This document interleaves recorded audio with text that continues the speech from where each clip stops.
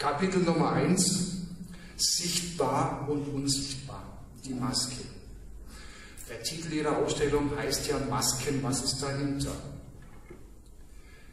Wer bin ich und was könnte ich sein? Diese Frage haben sich Menschen aller Kulturen zu allen Zeiten immer wieder gestellt. Die Antwort darauf liefert die Maske. Sie versteckt und schützt ihren Träger und gibt ihm die Möglichkeit, für eine Weile aus dem normalen Leben auszusteigen, sich als ein anderer zu probieren, schön oder hässlich, lustig oder grässlich, Mann oder Frau, Mensch oder Tier, alles ist möglich. Die Wurzel der Maske liegt im Kult. So wird sie heute noch bei Naturvölkern, bei rituellen Tänzen zum Beispiel benutzt, um Schutzgottheiten zu erflehen oder böse Geister abzuschrecken. Die Maske stellt Wesen, Hilfsgeister oder personifizierte Naturkräfte dar, die zwischen der Welt der Menschen und der Götter und Ahnen vermitteln, lebensnah und eindrücklich. Träger einer Maske werden nicht einfach als verkleidete Personen angesehen, sie sind in der Wahrnehmung anderer Personen tatsächlich die veränderte, mutierte Persönlichkeit. Die Herstellung von Masken geschieht deswegen häufig unter bestimmten Ritualen. Ein solches Ritual werde ich Ihnen später noch beschreiben. Aber die Maske verwandelt nicht nur. Und dies ist das Paradoxe an der Sache und zielt jetzt genau auf Mamtanis Kunst. Sie betont und verstärkt auch Charakteristika des Maskenträgers, die bereits vorhanden sind, die ansonsten im wahrsten Sinne des Wortes gesichtslos wären. Und dies ist die Besonderheit an den Arbeiten Mahirwan Mamtanis. Und damit zu Kapitel Nummer 2. Ungegenständlich und gegenständlich. Die Kunst von Herrn Mamtani ist spirituell.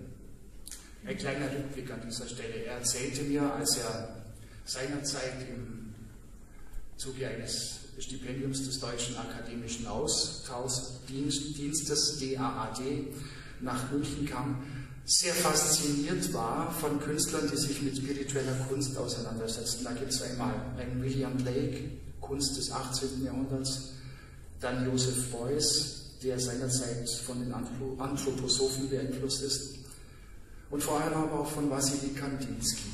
Und jetzt ein kleiner Exkurs in die Kunstgeschichte. Sie wissen ja alle, München ist ein besonderer Ort im Kontext der Verwandlung klassischer zu moderner Kunst.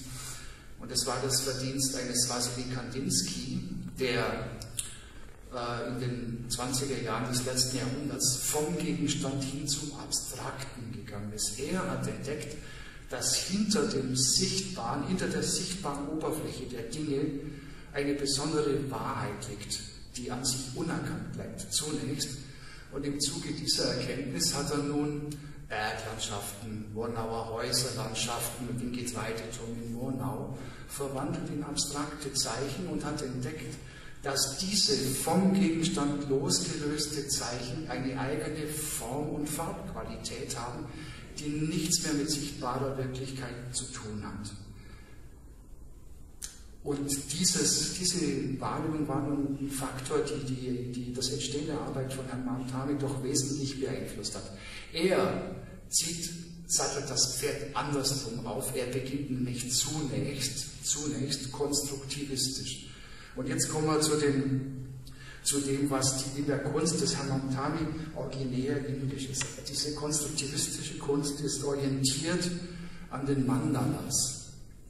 Mandalas sind, Sie kennen all diese Formen, in der Regel mit Kreisen umschrieben, Formen, die in sich symmetrisch sind, absolut ausgewogen sind, ein Sinnbild sind für Vollkommenheit, Perfektion, Ausgeglichenheit, dominiert von weiblicher Symbolik in der Regel, die Perfektion, eine Stimmigkeit von Form und Farbe, die nahezu perfekt ist. Und das war nun das, was Herr Mamtani mitbrachte, aus seiner Heimat sich damit beschäftigte und konstruktiv war. Wenn ich jetzt richtig orientiert bin, Herr Mamtani, war es so, dass diese Kunst als Neotantrismus firmiert, und ich habe mich jetzt nun kundig gemacht und liefere Ihnen eine Definition dessen, was Tantrismus in diesem Zusammenhang bedeuten kann, nämlich, Zitat Lexikon, Der Tantrismus ist eine Erkenntnislehre, die auf der Untrennbarkeit des Relativen und des Absoluten basiert. Der Tantrismus betont die Identität von absoluter und phänomenaler Welt. Das Ziel des Tantrismus ist die Einswerdung mit dem Absoluten und das Erkennen der höchsten Wirklichkeit.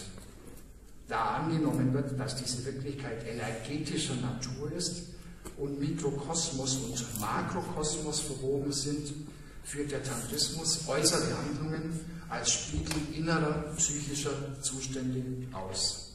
Zitat Ende. In dieser Phase des Gestaltens neotantristischer, Mandala-ähnlicher Bilder entstand eine schier unglaubliche Sammlung von Werken, eine Anzahl von über 3000 Werken. Ist das richtig, Herr Mamtani, so die Summe etwa hatten Sie mir benannt. Und jetzt, ach ja, beachten Sie bitte Videoprojektion nebenan. Sie sehen eine Auswahl dieser Bilder hier parallel projiziert, zu den Bildern, die hier hängen. Und jetzt kommt aber der markante Punkt in der Weiterentwicklung. Herr Mamtanis, er beschreitet nun den Weg weg von dem Konstruktivistischen hin zum Gegenständlichen. Und das hat mit einer besonderen Wahrnehmung zu tun. Im Betrachten dieser Mandala-artigen Bilder entdeckt er plötzlich, dass in dieser symmetrischen Viererformation, Form oben, Form unten, Form links und Form rechts, mehr ist als nur schiere Symbolik, und er entdeckt Gesichter. Eine Vielzahl unterschiedlicher Gesichter. Und ich komme jetzt zu meinem Kapitel Nummer 3, zu dem Gegensatzpaar statisch im Gegensatz zur Bewegung. Aus den Mandalas wachsen Bilder szenenhaft dann immer deutlicher, die sich zum eigenständigen Bildthema entwickeln. Zunächst zweidimensional. Dann aber überträgt der Künstler die Bilder auf Holztafeln, schneidet sie aus, fräst die Augensegmente aus und zieht sich diese Masken, Mandala-Gesichter über den eigenen Kopf, und es passiert eine Verwandlung. Er schlüpft in eine neue Persönlichkeit, sei es eine völlig neue oder eine verstärkte Persönlichkeit, Aspekte, die in Ihnen bereits wecken werden, verstärkt. Jedenfalls entsteht hier plötzlich eine maskenhafte Figur und es passiert was ganz Besonderes. Er ergibt sich dieser Sache vollkommen hin, und jetzt kommt auch der Tanz ins Spiel. Er beginnt sich zu bewegen, er beginnt diese Persönlichkeit in sich aufzunehmen und darin aufzugehen. Er bewegt sich tänzerisch. Im Übrigen, Herr Mamtani, habe ich so eine persönliche Wahrnehmung aus den 70ern, dass das durchaus in der Kunstszene in anderen Bereichen üblich war. Es gab zum Beispiel eine Pop-Rock-Band, Genesis, deren Sänger, wie hieß er denn noch, Peter Gabriel, sich damals auch Masken aufzog und in dieser maskenartigen Bewegung dann auch bestimmte persönliche Aspekte extrem verstärkte. Er bewegt sich, er tanzt, zum Teil auch ekstatisch in dieser Geste, und er videografiert und fotografiert sich selber. Die Aufnahmen, die entstanden sind, übrigens, diese Aufnahmen heißen Transmuted Photos, verwendet er dann aber wiederum neben ihrer Eigenständigkeit als künstlerisches Multimedia-Produkt als Ausgangspunkt für neue Malereien. Es ist so, dass er bestimmte Momentaufnahmen im Tanz, bestimmte Gesten, Bewegungen als Momentaufnahme stehen lässt und diese Momentaufnahme weiterverarbeitet. Die Bewegung ist eingefroren und wird im malerischen Raum kombiniert mit Objekten und Accessoires. Und im Wechselspiel des Künstlers im sich selber darstellen und sich selber abbilden entsteht ein völlig neuer künstlerischer Kosmos. Und dieser Kosmos führt mich jetzt zu meinem Kapitel 4, irdisch und überirdisch. Wir kommen jetzt direktissima zu den Arbeiten, die Sie hier an der Wand hängen haben. Die Maskenfiguren eröffnen eine neue Welt. Menschliches trifft auf Kosmisches.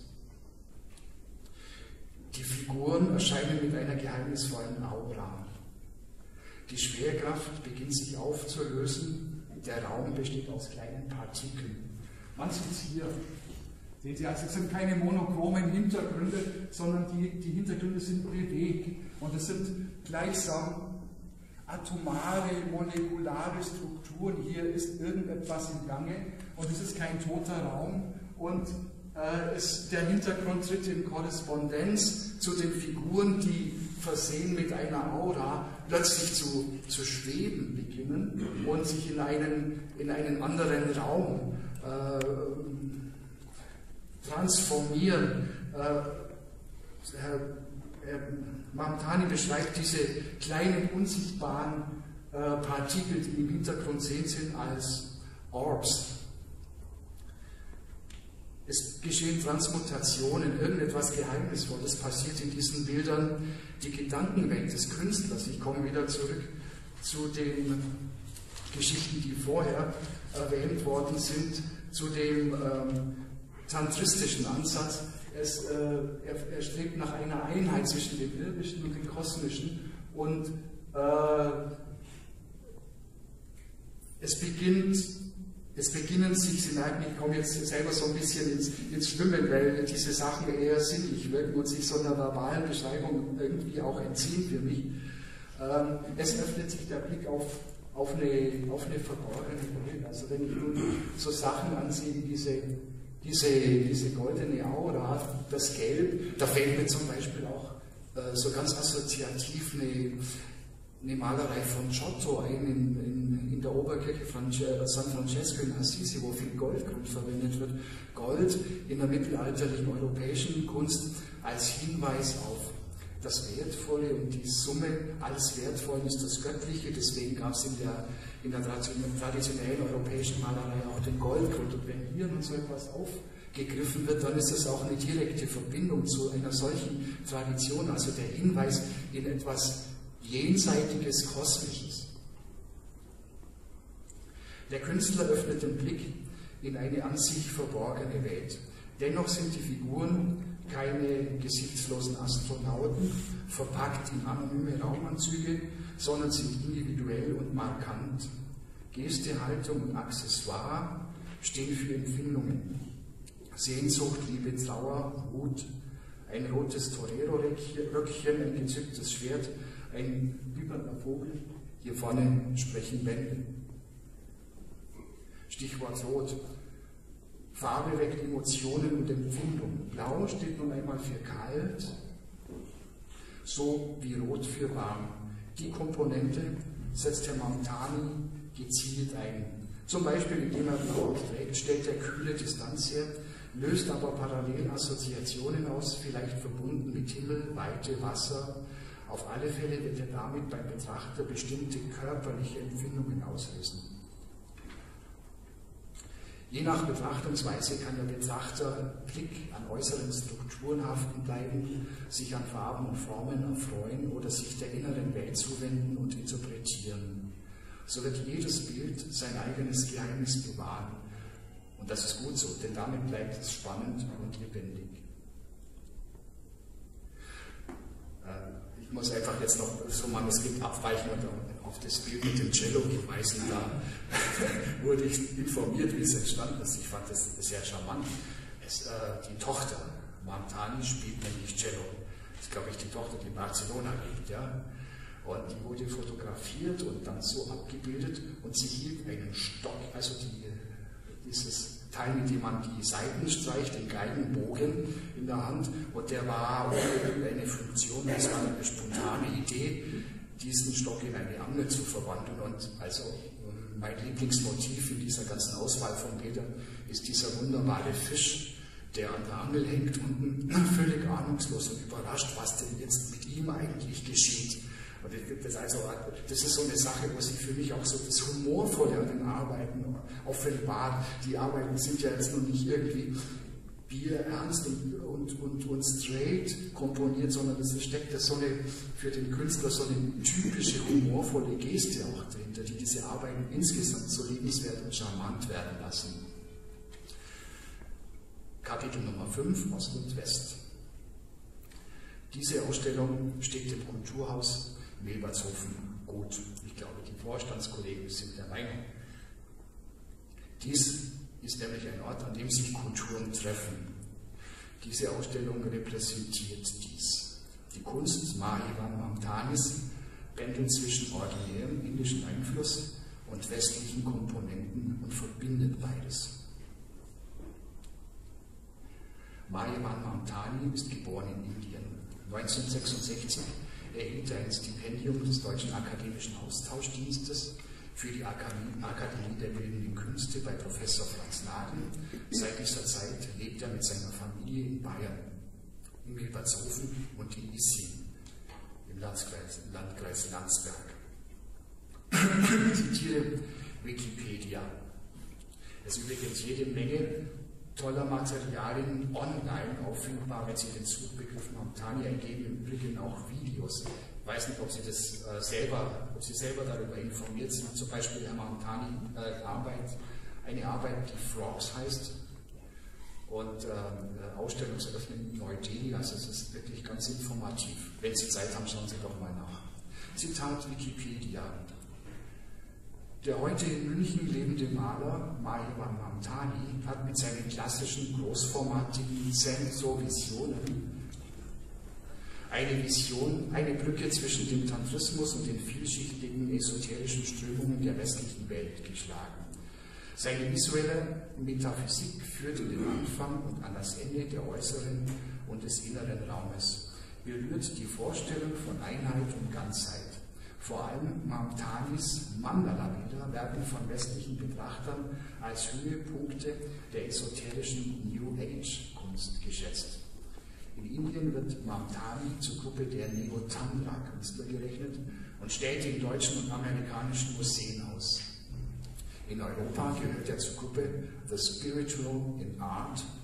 Diese Gruppe wurde in den 70ern von Dr. Walter Schönenberger, dem damaligen Direktor des Museums Lugano, aus der Taufe gehoben und veranstaltete zahlreiche Ausstellungen weltweit. Zitat Ende. Wenn ich mir nun diese Ausstellungsorte in geografischer Abfolge vorstelle, dann ergebe sich folgende Reiseroute. New York, London, Paris, Berlin, Moskau, Tokio, Melbourne, Neu-Delhi, Mailand, Milbertshofen. Ich finde, dass wir Milbertshofener uns in sehr guter Gesellschaft befinden. Traditionell komme ich zum Abschluss von solchen Reden immer mit einem bedeutsamen Zitat. Ich bringe wieder mal den britischen Philosophen David Hume, 1711 bis 1776, der sagte, die Schönheit liegt in dem Geist, der sie wahrnimmt. Der Auftrag der Kunst sollte es sein, diesen Geist zu formen. Sie, Herr Mamtani, leisten dazu aktiv Ihren Beitrag. Ich wünsche Ihnen herzlich viel Erfolg. Dazu möge diese Ausstellung beitragen, denn jede Form von Öffentlichkeit verschafft dem Kunstschaffenden Aufmerksamkeit und die verdiente Wertschätzung. Sie fragen sich jetzt vielleicht, jetzt spricht er über Ost und West, über Indien und Bayern, wieso kommt er dann mit einem englischen Zitat?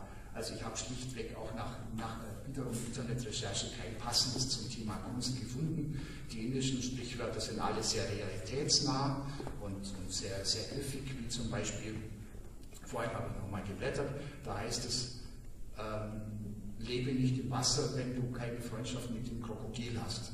Das passt natürlich nicht, aber ein anderes, das vielleicht an der Stelle passt, wie das wirklich zum Abschluss nun indisches Sprichwort.